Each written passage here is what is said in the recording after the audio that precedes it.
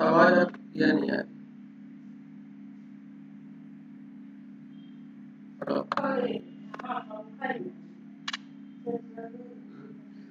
Screen display हो रही है?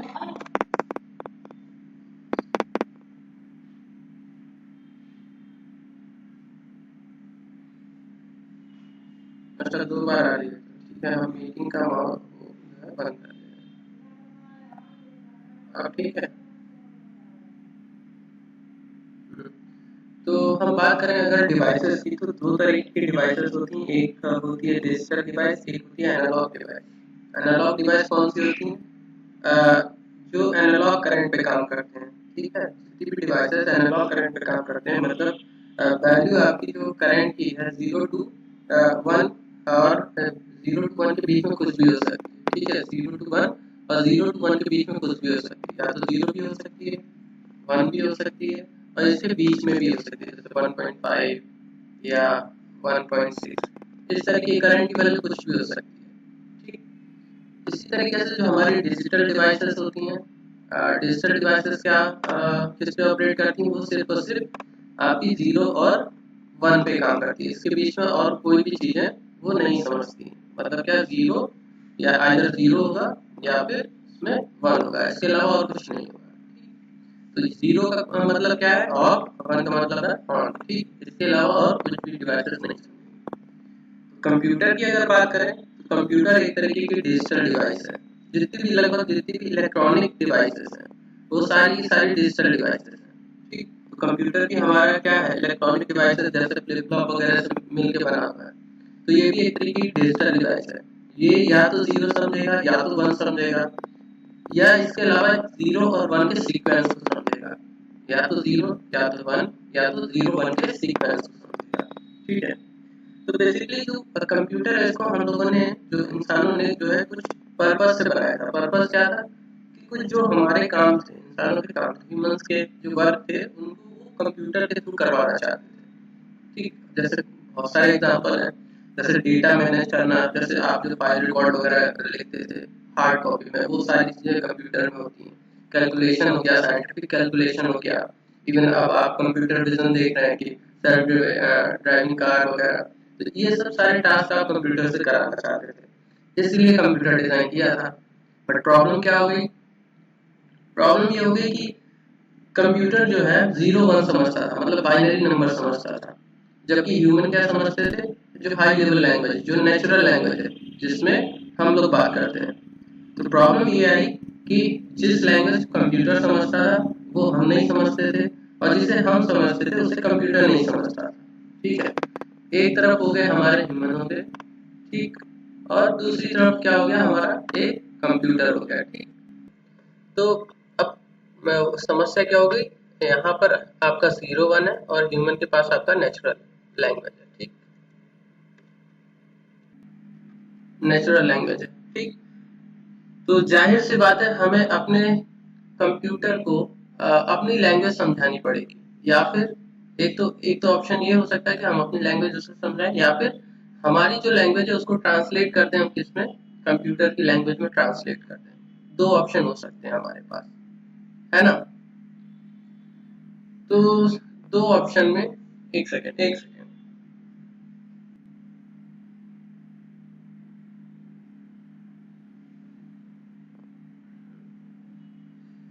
2 ऑप्शन में हम लोगों ने चूज किया, क्या? ट्रांसलेशन चूज किया, कि हम अपनी लैंग्वेज को ट्रांसलेट करेंगे कंप्यूटर की लैंग्वेज में। हमारी जो लैंग्वेज थी उसको टर्म दिया गया हाई लेवल लैंग्वेज, और जो कंप्यूटर की लैंग्वेज थी उसे टर्म दिया गया क्या? लो लेवल लैंग्वेज या मशीन लेवल लैंग्वेज। ठीक, अब बात करते हैं कि हमें एक कन्वर्टर की जरूरत है। बट कन्वर्टर अगर हम बना रहे हैं, तो एक चीज हमें ध्यान में रखना पड़ेगा, क्या? कि जैसे हमारी लैंग्वेज में ग्रामर की जरूरत पड़ती है और वर्ड की जरूरत पड़ती है, सिंटैक्स की जरूरत पड़ती है, उसी तरीके से कंप्यूटर को भी कुछ ग्रामर की जरूरत पड़ेगी, सिंटैक्स की जरूरत पड़ेगी, डेटा टाइप्स की जरूरत पड़ेगी। जैसे आप कभी भी जब आप आपके पास अगर कुछ पैसे हैं, पैसों का समेशन करना हो, जैसे 100 10 नोट आपके पास 10 रुपए के हैं, और 20 नोट आपके पास 20 रुपए के हैं, तो आप कैसे कैलकुलेशन करते हैं? 10 इंटू 10 इस तरीके से मल्टीप्लाई करते हैं, है ना? या फिर आपके पास एक एक रुपए के 10 सिक्के हैं, तो क्या करते हैं? 1 प्लस 1 प्लस 1 प्लस 1 कर करके आप क्या करते हैं? 10 मतलब क्या 10 10 रुपए तब आप काउंट करते हैं 1 प्लस 1 प्लस 1 प्लस इस तरीके से। ऐसा नहीं होता है कि आप 1 प्लस 1 प्लस 1 कर करके आप इस तरीके की कोई डिजिट बना लेते हैं। जैसे हम यहाँ पर एक एग्जांपल लेते हैं, जैसे 1 1 1 1 इस तरीके से नहीं। वो क्या होता है एग्जैक्टली न्यूमेरिक में सम होता है 10। हेलो, आवाज आ रही ना मेरी? हाँ ठीक है। तो क्या होता है न्यूमेरिक में हमारा सम यस होता सर, है। आ रही है। तो हम यहाँ पर क्या कर रहे थे कि न्यूमेरिक सम कर रहे थे। करेक्टर का सम अगर करते तो हमें कुछ इस तरीके से स्ट्रिंग मिलती है ना। करेक्टर का सम करते तो कुछ इस तरीके से स्ट्रिंग मिलती है। हम क्या कर रहे हैं? न्यूमेरिक सम कर रहे हैं। तो जाहिर सी बात है यहाँ पर क्या इंट्रोड्यूस हुआ? Data type. हमें कुछ डेटा टाइप की जरूरत पड़ेगी। जब न्यूमेरिक सम करना होगा तो हमारे पास डेटा न्यूमेरिक होना चाहिए। जब करेक्टर का सम करना होगा, जैसे हमें कोई वर्ड बनाना है, जैसे हेलो एक वर्ड है जिसमें एक करेक्टर है एच, एक करेक्टर है ई, एक करेक्टर है एल, फिर एल ओ, हेलो। कंप्लीटली ये बनता है क्या? हेलो एक वर्ड बनता है। ठीक। तो आपको इस चीज का ध्यान रखना पड़ेगा क्या कि हम डील करेंगे किसके साथ? ग्रामर के साथ, साथ ही साथ डेटा टाइप के साथ डील करेंगे। तो जैसे हमारे पास ग्रामर था, डेटा टाइप था, आपने कंप्यूटर के लिए भी फिर क्या किया? डिजाइन क्या किया? ग्रामर डिजाइन किया और डेटा टाइप। ग्रामर में जैसे हम लोग वर्ब होती है, नाउन होते हैं, प्रोनाउन होते हैं, उसी तरीके से इसका भी एक ग्रामर होता है। कंप्यूटर का भी एक ग्रामर होता है जिसके लिए एक सब्जेक्ट आपने पढ़ा होगा, कंपाइलर डिजाइन या थ्योरी ऑफ कंप्यूटेशन। ठीक है। तो जितनी भी ग्रामर डिजाइन की, जैसे आप यस वर्ड सर। जैसे लिखते हैं माय नेम इज मुकुल कीर्ति वर्मा, इस तरीके से सपोज आपने लिखा, तो इसका मतलब क्या है? पहले एक आपने माई वर्ड किया है, फिर उसके बाद नेम इज। ऐसा नहीं कि वर्ब कहीं पर भी लगा दी, नाउन कहीं पर भी लगा दिया, ऐसा नहीं होता है। एक सीक्वेंस फॉलो किया जाता है। क्या किया जाता है? एक सीक्वेंस फॉलो किया जाता है कि पहले क्या आएगा? नाउन आएगा, फिर वर्ब आएगी, और फिर सब्जेक्ट आएगा। ऐसे सारी चीजें होती हैं। ठीक है, जैसे अपनी नेचुरल लैंग्वेज में होती है। उसी तरीके से कंपाइलर जो होगा हमारा, उसमें जो ग्रामर हम लोग डिफाइन करेंगे, उसमें भी कुछ इसी तरीके से हम ग्रामर डिफाइन करेंगे कि हर चीज एक प्रॉपर वे में होगी। जैसे अगर 2 नंबर का हमें सम करना हुआ, तो हम एक प्रॉपर सिंटेक्स देंगे। क्या? 1 + 2, सॉरी 1 + 2, ठीक इस तरीके से। अब क्या कहते हैं, जो हमारा कंप्यूटर सिस्टम होगा, इसको एक पार्ट स्ट्रीम में जनरेट करेगा, किसके थ्रू? ग्रामर के थ्रू। जैसे ही उसे एक ऑपरेंड मिलेगा, वो क्या करेगा? एक नोड बनाएगा, एक नोड बनाएगा और उसको उसमें पुट कर देगा। 1, सपोज 1 यहाँ पर आ गया। फिर उसके बाद क्या होगा? अगेन उसको क्या मिला? एक ऑपरेटर मिला। ऑपरेटर मिला तो वो क्या करेगा? अभी फिलहाल एक नोड क्रिएट करेगा। एग्जैक्टली कंप्यूटर में ऐसा नहीं होता है। अगर आपको थोड़ा बहुत नॉलेज होगा कंपाइलर का, तो इस एक्सप्रेशन को पहले पोस्टफिक्स एक्सप्रेशन में कन्वर्ट किया जाता है। इस एक्सप्रेशन को पहले पोस्टफिक्स एक्सप्रेशन में कन्वर्ट किया जाता है, तब जाके इसका कैलकुलेशन होता है। जब पोस्टफिक्स एक्सप्रेशन निकालते हैं तो कुछ इस तरीके से होता है, 1 2 और प्लस। पोस्टफिक्स मतलब जो ऑपरेटर होगा सबसे लास्ट में आएगा। अगर ग्रामर की हम बात करते हैं, कंप्यूटर के ग्रामर की बात करते हैं, तो फिलहाल इसके डीप में जाने की जरूरत नहीं है। बस इतना समझते हैं कि जो भी एक्सप्रेशन आप लोग पास करते हैं, वो कंप्यूटर में जाके पहले इसका पोस्टफिक्स एक्सप्रेशन कैलकुलेट करते हैं, तब जाके इस एक्सप्रेशन को इवेल्युएट करते हैं। तो जब इसका इवेल्युएशन होगा तो इस तरीके से होगा। पहले आपको एक ऑपरेंड मिलेगा, ऑपरेंड के लिए एक नोड बनाते हैं। फिर उसके बाद अगेन दूसरा ऑपरेंड मिलेगा, तो ऑपरेंड के लिए अगेन हम नोड बनाएंगे और इसमें वैल्यू डाल देंगे 2। अब जैसे ही उसे ऑपरेटर मिलेगा, वो क्या करेगा? अब अगेन नोड ना क्रिएट करके क्या करेगा? वो सम परफॉर्म करेगा, 2 नंबर का सम परफॉर्म करेगा। तो यहाँ पर जो भी ऑपरेटर है, अगर समेशन है तो सम करेगा, सब्सट्रैक्शन है तो सब्सट्रैक्ट करेगा। अब यहाँ पर इन दोनों नंबर को ये क्या करेगा? सम कर देगा।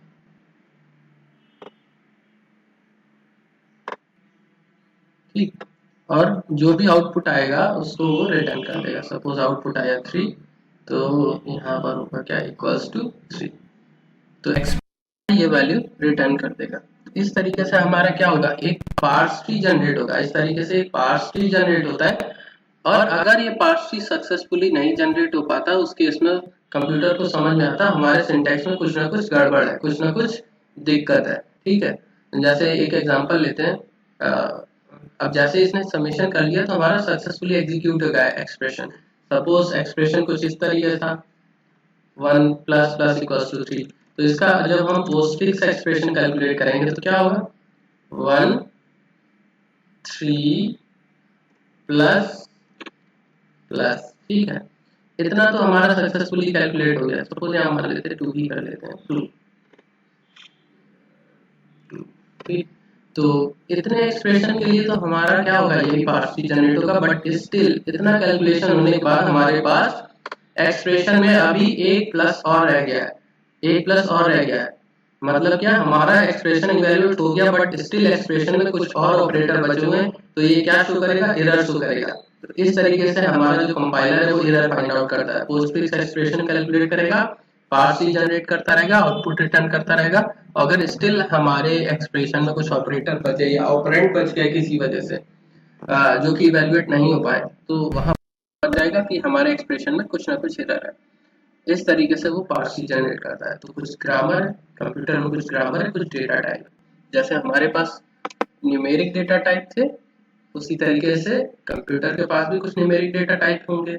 जैसे हमारे पास वर्ड के लिए कुछ कैरेक्टर डेटा टाइप थे और सिंगल वर्ड को हम स्ट्रिंग बोलते हैं, तो कंप्यूटर के पास भी कुछ कैरेक्टर थे और कुछ स्ट्रिंग थे। ठीक है, मतलब थे इन द सेंस हम लोग ने डिफाइन कर दिया। ठीक है, कंप्यूटर के अंदर हमने डेटा टाइप डिफाइन किया, जिसमें न्यूमेरिक हो गया। न्यूमेरिक में integer, float, character, sorry integer, float, फिर कॉम्प्लेक्स। उसी तरीके से जब स्ट्रिंग की बात करते हैं तो कैरेक्टर स्ट्रिंग हो गया। ठीक है, इस तरीके से multiple data set, data type हमने डिफाइन कर दिया।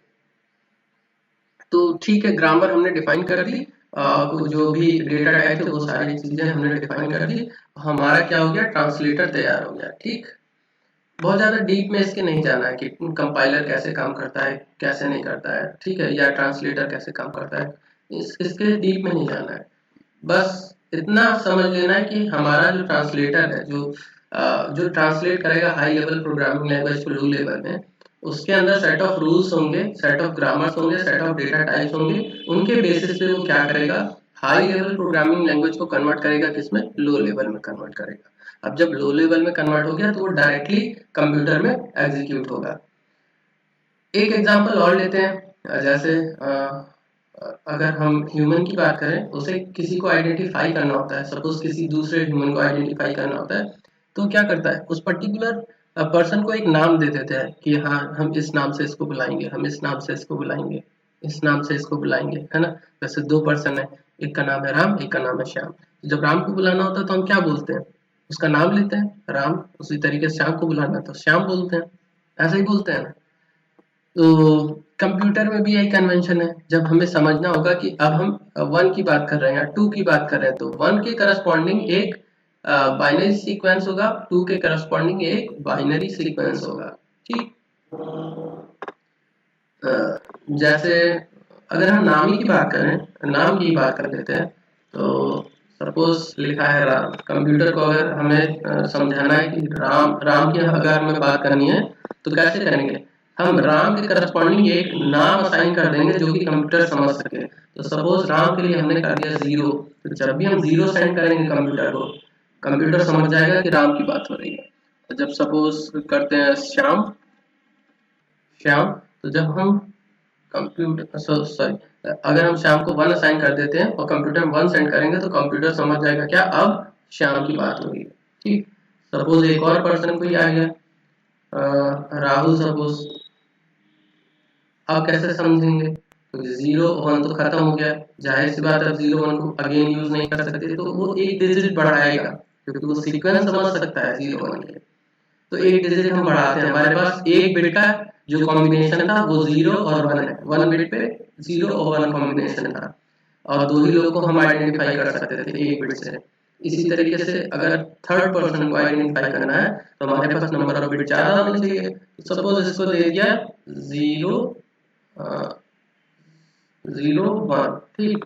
तो यहाँ पर भी हमें बिटें चेंज करनी पड़ेगी, 2 बिट यहाँ पर भी रखनी पड़ेगी। तो यहाँ पर हमने रख दिया सपोज इसको 0 0 1 0 और 0 1। अभी भी एक स्टिल एक कॉम्बिनेशन हमारा बचा हुआ है, क्या 1 1। तो कंप्यूटर अभी भी एक लोग को और पहचान सकता है। सपोज इसका नाम कुछ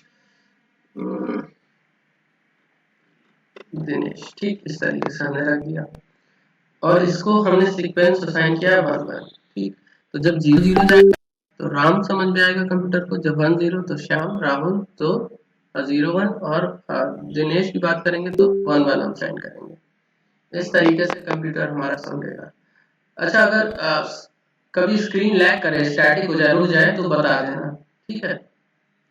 कभी कभी ऐसा होता है नेट की वजह से स्टैटिक हो जाती है, हम कर रहे होते हैं, डिस्प्ले नहीं होता है। आगे बढ़ते हैं। हेलो,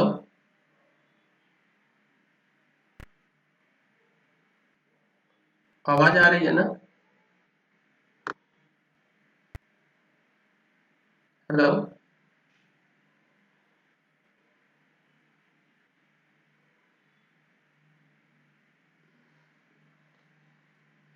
जब ऐसा हो तो बता दो, जब भी स्क्रीन रुक जाए या यस आवाज आ रही है। डिस्प्ले ना हो तो बता दिया, ठीक है, कि सर अब स्क्रीन जो है रुक गई है, ठीक है। तो थोड़ी देर पॉज करके फिर आगे बढ़ेंगे, है ना? जैसे अभी लिखा हुआ अगर नहीं आ रहा है तो बता दिया करो, ठीक। तो असल में नेट का इशू है, दूसरा स्क्रीन रिकॉर्डिंग चलता है, इस वजह से और थोड़ा सी प्रॉब्लम होती है। तो अगर कभी भी ऐसी प्रॉब्लम हो तो बता दो, थोड़ी देर रुक के फिर से। Okay sir. तो ये हो गए हमारे क्या, इस तरीके से हम क्या करते हैं, सिस्टम को मदद करते हैं किसी भी चीज को पहचानने के लिए। तो अब बात करेंगे कि अब कंप्यूटर डेटा टाइप को कैसे समझेगा। ये तो हो गया किसी पर्सन को आइडेंटिफाई करने का। किसी डेटा टाइप को आइडेंटिफाई कैसे करेगा? तो जिस तरीके से हम किसी पर्सन को आइडेंटिफाई कर रहे हैं, उसी तरीके से डेटा को आइडेंटिफाई करने के लिए हमने क्या किया, एक साइज डिफाइन कर दिया कि अगर हमने 8 बिटें एक साथ भेजी, ठीक है, 8 बिटें एक साथ भेजी तो कंप्यूटर को समझ में आएगा कि करेक्टर की बात हो। अगर सपोज हमने 8 बिट मतलब 1 बाइट, 8 बिट मतलब 1 बाइट, 1 बाइट अगर सेंड किया तो उसे समझ में आ जाएगा करेक्टर की बात हो रही है। इसी तरीके से अगर हमने 16 बाइट या 32 बिट अगर हम सेंड कर रहे हैं, 16 बाइट नहीं, सॉरी 16 बाइट गलत बोल दिया, 32 बिट सेंड कर रहे हैं तो उसे समझ में आ जाएगा इंटीजर की बात हो रही है। इस तरीके से वो डेटा टाइप को आइडेंटिफाई करेगा,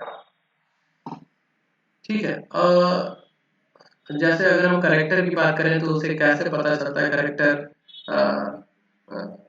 करेक्टर की बात हो रही, तो यही कन्वेंशन है जो हमने बताया कि जो डेटा टाइप होंगे उनके लिए डिफरेंट डिफरेंट साइज फिक्स कर दिया गया है कि करेक्टर को 8 बाइट दिया जाएगा, इंटीजर को 8 बाइट नहीं 8 बिट, गलत हो गया, 8 बिट मतलब 1 बाइट। इसी तरीके से इंटीजर को 4 बाइट या फिर 2 बाइट। ये कंपाइलर डिपेंडेंट होता है, कहीं पर 4 बाइट होगा, कहीं पर 2 बाइट होगा। उसी तरीके से फ्लोट पे अगर जाते हैं तो कहीं पर 8 बाइट होगा और कहीं पर और 16 बाइट होगा। इस तरीके से कन्वेंशन चला रहा है। तो अगर हम बात करें कि आखिर हमने करेक्टर को 1 बाइट क्यों दिया और इंटीजर को 32 बिट मतलब 2 बाइट या 4 बाइट क्यों दिया, तो उसका एक रीजन है। अगर आप करेक्टर की बात करते हैं तो करेक्टर हमारे टोटल कितने हैं, capital A to capital Z, small A to small Z, 0 to 9 character में और कुछ स्पेशल करेक्टर। ये जितने भी करेक्टर हैं इनका जब सम करते हैं तो टोटल जो सेट ऑफ करेक्टर है इंक्लूडिंग ये स्पेशल करेक्टर, ठीक है, सेट ऑफ करेक्टर ये 256 से कम है। कितने? 256 से भी कम है। तो अगर हमें यहाँ इस एग्जांपल को देख के अगर हम चलते हैं, 4 लोगों को पहचानना था तो हमें कितने बिट की जरूरत पड़ रही थी, 2 बिट, मतलब और 2 बिट। अगर इसी तरीके से हमें सिर्फ 2 लोगों को पहचानना था तो 1 बिट से काम चल जा रहा था। तो उसी तरीके से अगर हमें 256 लोगों को पहचानना मतलब 256 कैरेक्टर पहचानने हैं तो हम क्या करेंगे, उसका लॉग ले लेंगे। जैसे 4 है, 4 का लॉग अगर लेते हैं तो क्या आंसर आता है 2, 2 का लॉग लेते हैं तो क्या आता है 1। उसी तरीके से 256 का लॉग लेंगे, 256 का लॉग लेंगे तो आएगा क्या 8, 8। इसी वजह से कैरेक्टर को 8 बिट असाइन करी गई, क्योंकि कैरेक्टर ही नहीं है। 2 टू द पावर 8 अगर हम करते हैं तो टोटल 256 कॉम्बिनेशन बनते हैं, मतलब हम 256 कैरेक्टर को पहचान सकते हैं। ठीक है, मतलब हम 256 कैरेक्टर को पहचान सकते हैं, तो इसीलिए हमने उसे 1 बाइट दे दिया। और इंटीजर की बात अगर करते हैं तो C++, पाइथन और जावा की बात करें तो उसमें जो है इंटीजर की एक फिक्स रेंज होती है। तो फिक्स रेंज कितनी होनी चाहिए, उसको याद करने की जरूरत नहीं है। हमने अगर इंटीजर के लिए अगर हमने 30, हेलो कोई प्रॉब्लम है?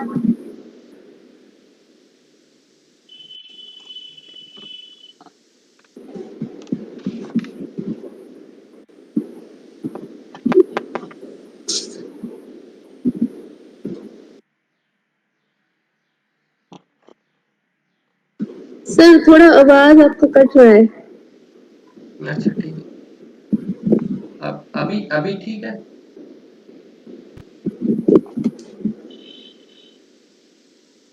हेलो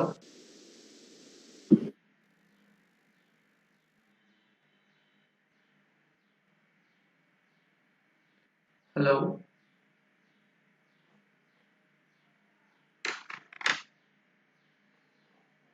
आवाज आ रही है?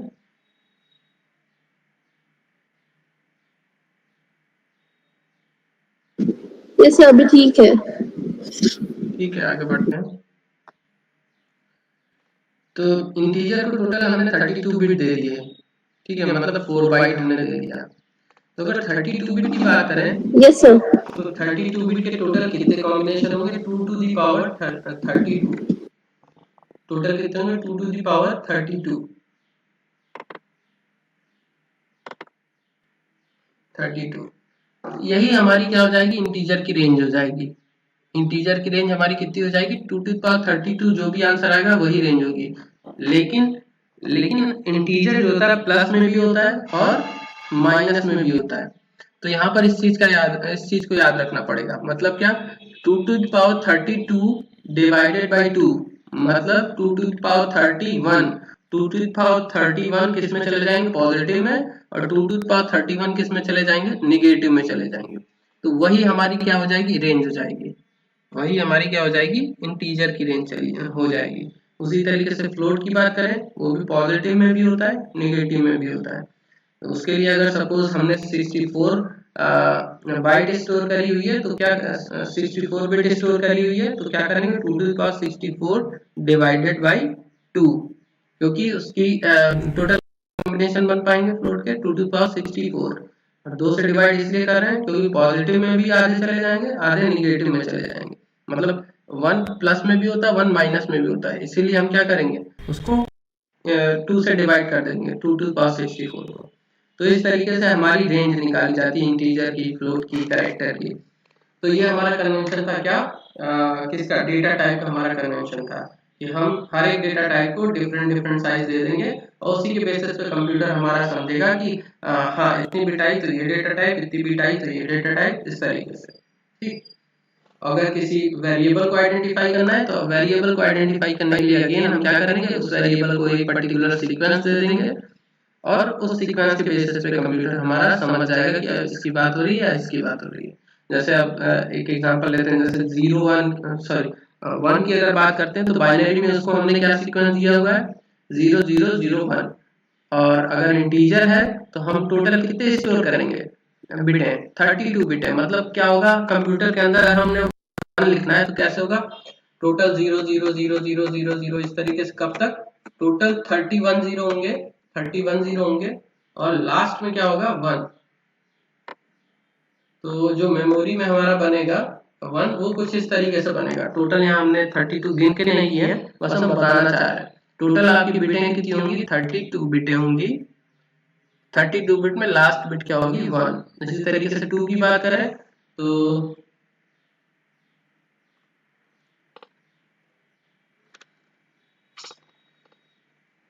इस तरीके से टोटल 32 बिटों में इस तरीके से होगा 0 1 0। ठीक है, तो इस तरीके से हमारा क्या हो जाएगा, टोटल जो 2 है, 2 के लिए बाइनरी नंबर इस तरीके से डिफाइन किया जाता है।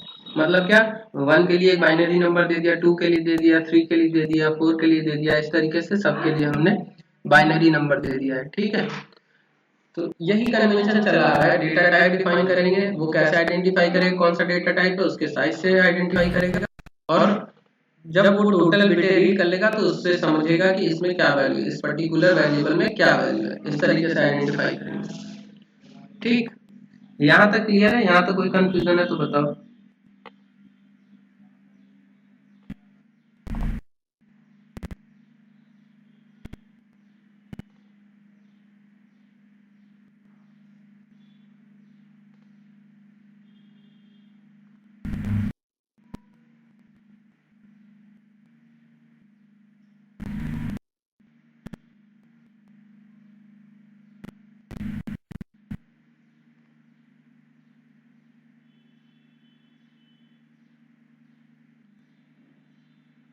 हेलो,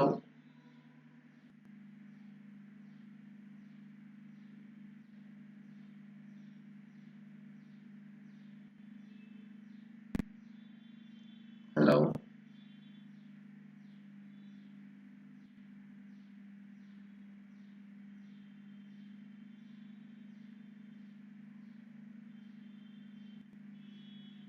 हेलो,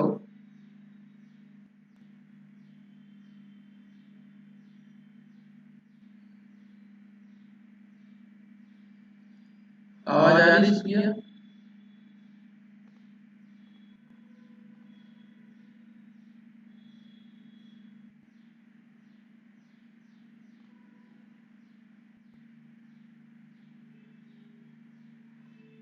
स्क्रीन शेयर होना बंद हो गई।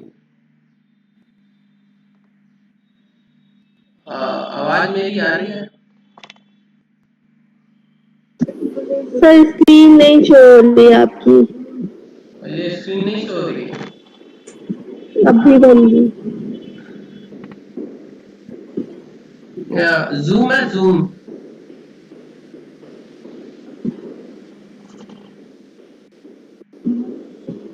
Hello,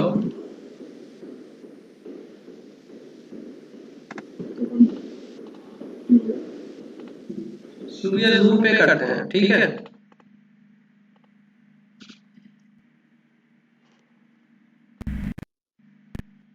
hello,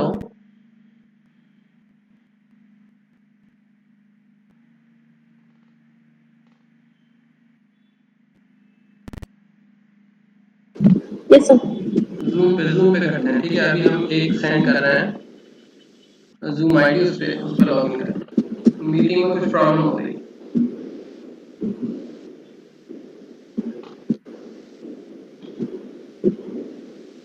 yes sir.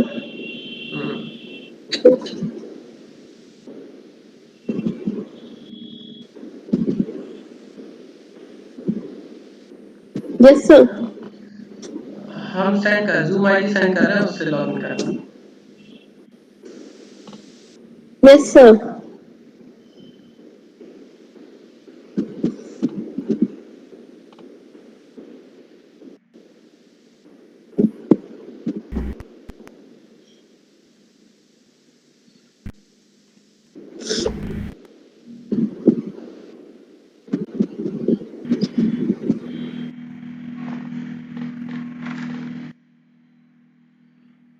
Hello, zoom ID send कर रहे हैं, उससे लॉग इन करना है, ठीक है। इसमें बहुत ज्यादा लैग हो रहा है। हम्म।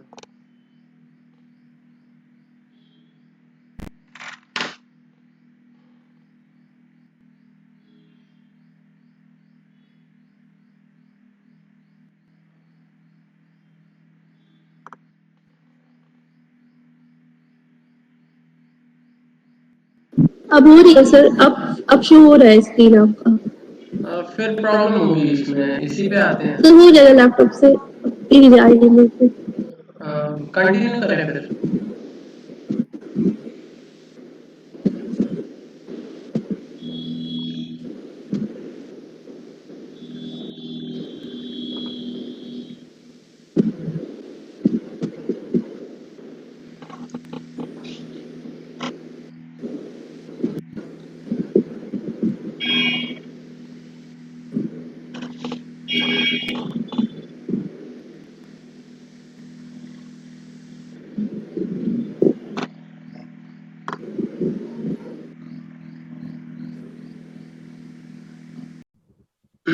तो इस तरीके से हम क्या कर रहे थे कि हर एक जितने भी हमारे पास कैरेक्टर हैं या इंटीजर हैं, सबके लिए हमने एक सीक्वेंस असाइन कर दिया है।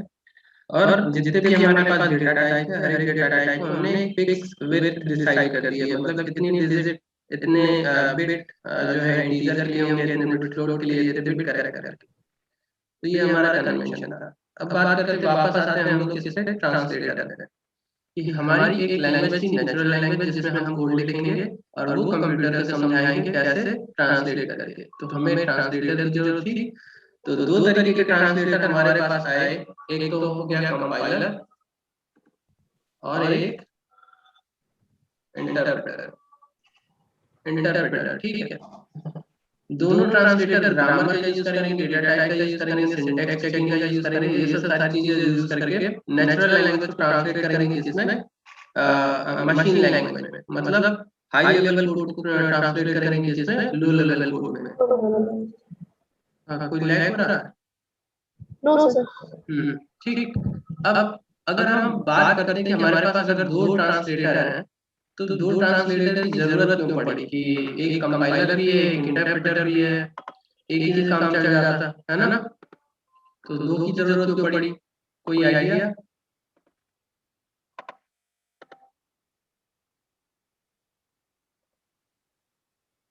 हेलो। कंपाइल लैंग्वेज कंपाइलर के थ्रू कंपाइल करते हैं, जैसे सी प्लस प्लस, ये कंपाइल लैंग्वेजेस है। मतलब आई थिंक इनके जो बैकएंड में जो इनकी कोडिंग है वो इस तरीके से की गई है कि ये कंपाइलर के थ्रू ही वर्क करे। नहीं, इसका कोई पर्पस होगा ना कि इस लैंग्वेज को कंपाइलर के थ्रू क्यों कंपाइल कर रहे हैं और किसी दूसरी लैंग्वेज को इंटरप्रेटर के थ्रू क्यों कर रहे हैं। इसका एक पर्पस था। ठीक है। कुछ लैंग्वेजेस कंपाइलर के थ्रू कंपाइल करी जा रही थी, मतलब कन्वर्ट करी जा रही थी हाई लेवल से लो लेवल में, और कुछ लैंग्वेज कन्वर्ट कर रहे थे हम इंटरप्रेटर के थ्रू। ठीक। उसका रीजन था। रीजन क्या? कंपाइलर के कुछ एडवांटेज हैं और कुछ डिसएडवांटेज हैं। इसी तरीके से इंटरप्रेटर के कुछ एडवांटेज हैं और कुछ डिसएडवांटेज हैं।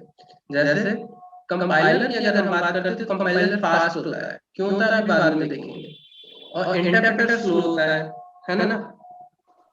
ये तो शायद आपको पता होगा, ये इवन इंटरव्यू में पूछा जाता है कौन सा फास्ट है कौन सा स्लो है। तो ये आपको पता होना चाहिए, कंपाइलर फास्ट होता है, इंटरप्रेटर स्लो होता है। क्यों होता है, अभी आगे देखेंगे। तो कंपाइलर हमारा फास्ट था, इंटरप्रेटर स्लो था। अगेन एक क्वेश्चन अराइज होता है, क्या इंटरप्रेटर अगर स्लो है तो उसका यूज ही क्यों कर रहे हैं? बंद कर देना चाहिए, कंपाइलर हमारा अगर तेज चल रहा है ना? तो ये क्वेश्चन भी वैलिड था। तो इस क्वेश्चन का एक आंसर था।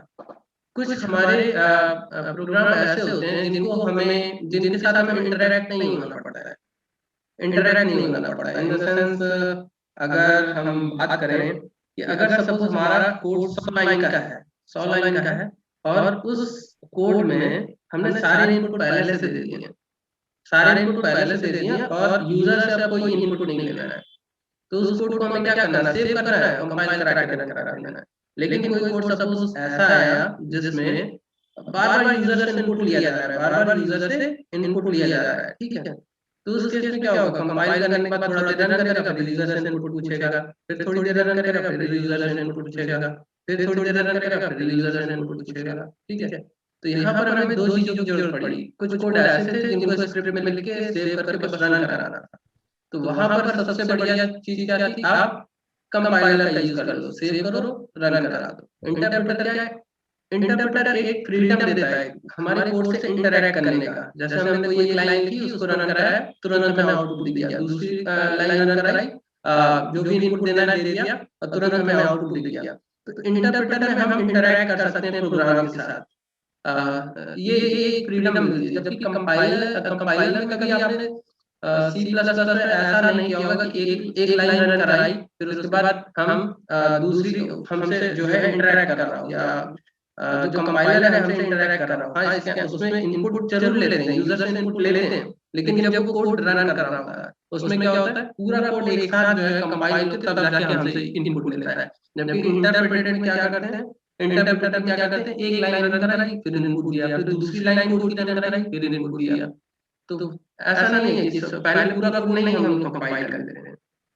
क्या करते हैं, एक लाइन को कंपाइल करते हैं और उसके बाद यूजर से अगर इनपुट लेना है तो इनपुट ले लेते हैं, अगर इनपुट देना है तो इनपुट दे देते हैं इंटरप्रेटर में।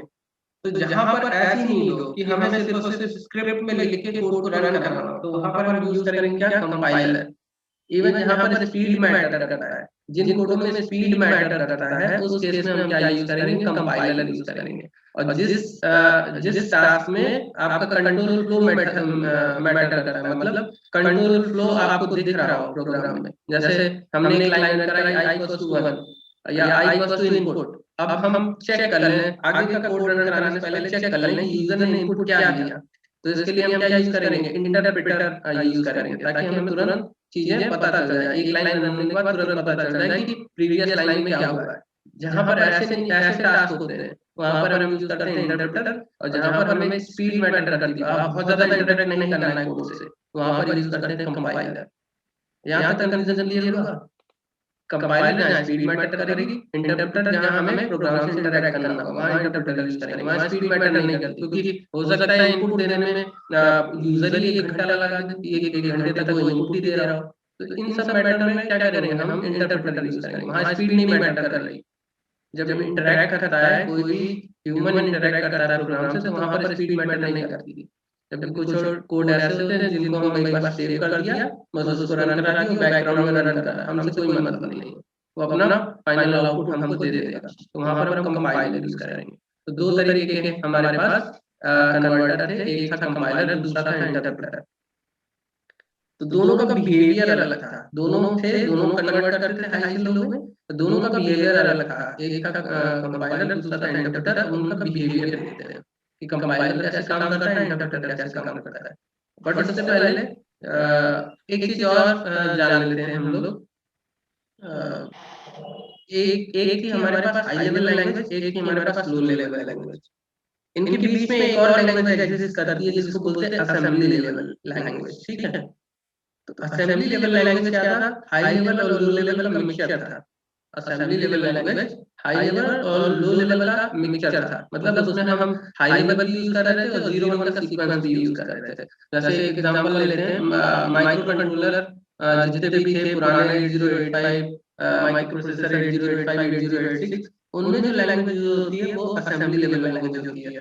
तो उसके कुछ इंस्ट्रक्शन हम बता दे रहे हैं, जैसे मूव इंस्ट्रक्शन उसमें एक है 8085 लैंग्वेज में। उसमें हम क्या करते हैं, मूव लिखने के बाद किस मेमोरी एड्रेस पे मूव करना है वो डायरेक्ट मेमोरी एड्रेस दे देते हैं। ठीक है, डायरेक्ट इस तरीके से सिंटैक्स लिखते हैं, मूव कॉलन और फिर मेमोरी एड्रेस दे देते हैं।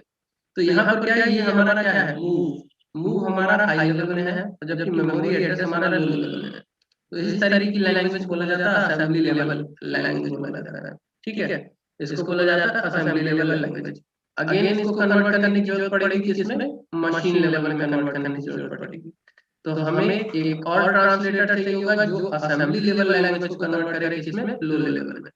तो उस कन्वर्टर को क्या बोलोगे, असेंबलर। हाँ ठीक है, असेंबलर। तो इस तरीके से हमारे पास 3 कन्वर्टर हो गए, हाई लेवल के लिए कंपाइलर इंटरप्रेटर और असेंबली लेवल लैंग्वेज के लिए असेंबलर। असेंबलर हो गया। ठीक है, ये इन तीनों का काम क्या है, लो लेवल में कन्वर्ट करना या मशीन लेवल में कन्वर्ट करना। ठीक है, लो लेवल या मशीन लेवल में कन्वर्ट करना। ठीक, चलो इतना क्लियर हो गया। अब हम लोग को ज्यादा असेंबली लेवल लैंग्वेज के बारे में बात करने की जरूरत नहीं, क्योंकि ये इलेक्ट्रॉनिक्स का पोर्शन है। हम लोग सीएस के स्टूडेंट हैं, तो इसके बारे में हमें ज्यादा कुछ नहीं जानना है। हम बात करेंगे कंपाइलर और इंटरप्रेटर की बात करेंगे। ठीक, तो सबसे पहले देखेंगे कंपाइलर कैसे काम करता है, फिर देखेंगे इंटरप्रेटर कैसे काम करता है।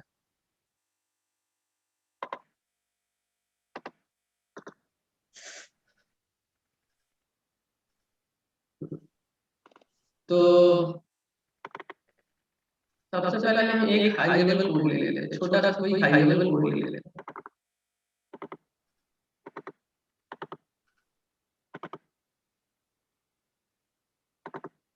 सपोज हमने लिखा हैश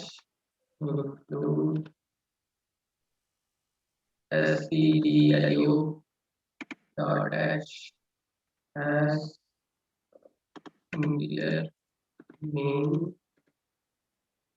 और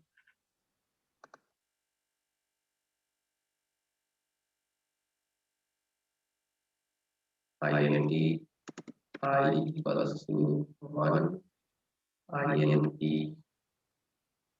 j equals to 2, int k equals to I plus j। सी में कोड लिखा, अभी पाइथन की बात नहीं करेंगे, बस सी की बात करेंगे। ठीक, इस तरीके से हमने क्या किया, एक कोड लिखा, सोर्स कोड लिखा हाई लेवल में। ये हाई लेवल का कोड है, इसमें कहीं सॉरी मशीन लेवल कोड नहीं लिखा हुआ है इसमें। ठीक है, तो जब कंपाइलर इसको कन्वर्ट करेगा तो उसका तरीका थोड़ा सा अलग होगा। कैसे होगा, सबसे पहले क्या करेगा, पहली लाइन रीड करेगा। पहली लाइन रीड करेगा अपने ग्रामर के थ्रू, जो भी उसके अंदर ग्रामर है, जो भी सिंटैक्स चेक करने के तरीके हैं, सारी चीजें। पहली लाइन उसने चेक की ग्रामेटिकली, सिंटैक्स और जितने भी मेथड थे उसे चेक करने के, सारे मेथड चेक कर लिए successfully.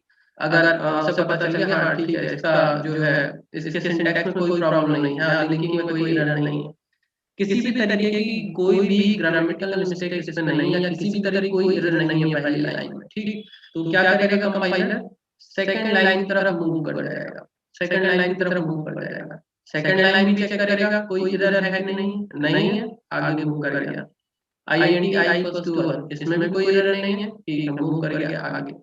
Now int j equals to 2, last में आप देख रहे हो यहाँ सेमीकोलन नहीं लगा हुआ है, तो यहाँ पर हाँ सिंटैक्स एक एरर आ गई। ठीक है, सिंटैक्स एरर आ गई।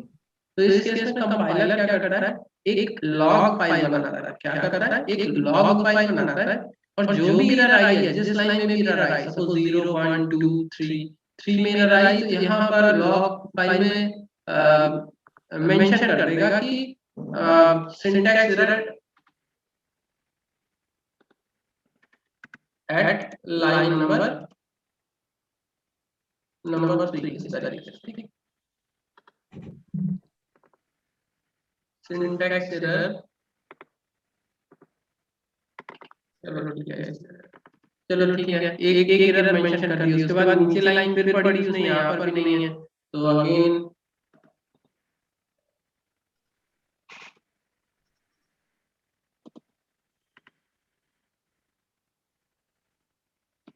नंबर 4, इस तरीके से उसने लॉग फाइल में मेंशन कर दिया। ठीक, इवन कॉमा वगैरह भी ऐड करेगा, सारी चीजें ऐड करेगा कि सेमीकोलन नहीं है, कि प्लस नहीं था, क्या नहीं था, वो सारी चीजें उसने ऐड कर दी लॉग फाइल में।